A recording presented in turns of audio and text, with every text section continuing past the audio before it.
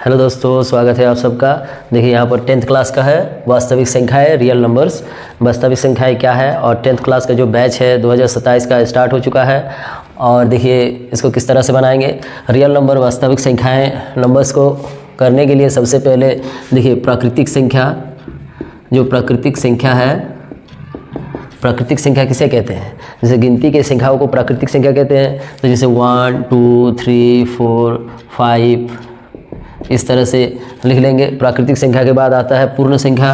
पूर्ण संख्या का भी ज्ञान रखना पड़ेगा। पूर्ण संख्या क्या है? 0 से शुरू होता है। 0 1 2 3 4 5 इस तरह से लिख लेंगे। अब देखिए फिर लिखेंगे हम लोग पूर्णांक संख्या जो है आपका, पूर्णांक संख्या जो है आपका देखिए 0, जैसे मान लीजिए आपका 1 2 3 4 5 पूर्णांक, ये धनात्मक है। और 0 के बाद -1 -2 -3 आपका ऋणात्मक है। तो पूर्णांक जो कि आपका धनात्मक और ऋणात्मक दोनों का मेल पूर्णांक संख्या है।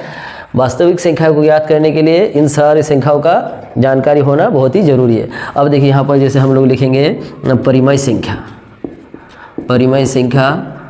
परिमेय संख्या क्या है? परिमेय संख्या जो P बटा Q के रूप में लिख सकते हैं। P बटा Q के रूप में लिख सकते हैं।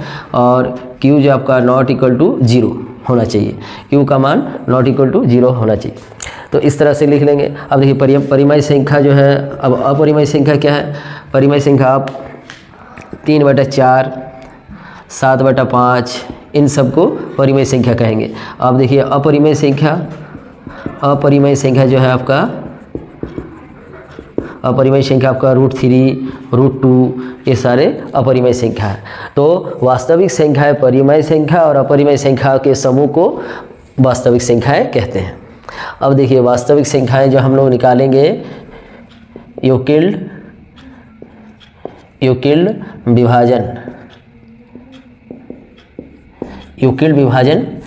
विभाजन क्या है? जैसे मान के चलिए यहाँ पर जैसे मान लीजिए आपका 45 जो है 20 से आपका बड़ा है। 45 जो है 20 से आपका बड़ा है। इस तरह से लिखेंगे। फिर देखिए इसको किस तरह से बनाएंगे। 45 को जो है 20 से विभाजित करेंगे, भाग करेंगे। तो 45 दूनी 40 तो आपका 5 आया। इस तरह से लिखेंगे। अब देखिए इसको लिखना कैसे है कि आपका जैसे 45 है, 45 लिखेंगे तो 20 × 2 + 5 इस तरह से करेंगे। और फिर आपको यहाँ पर 20 यहाँ पर फिर से लिखेंगे। अब 4 × 5 = 20 यानी आपका 0 आया। तो फिर यहाँ पर आपको 20 करना है।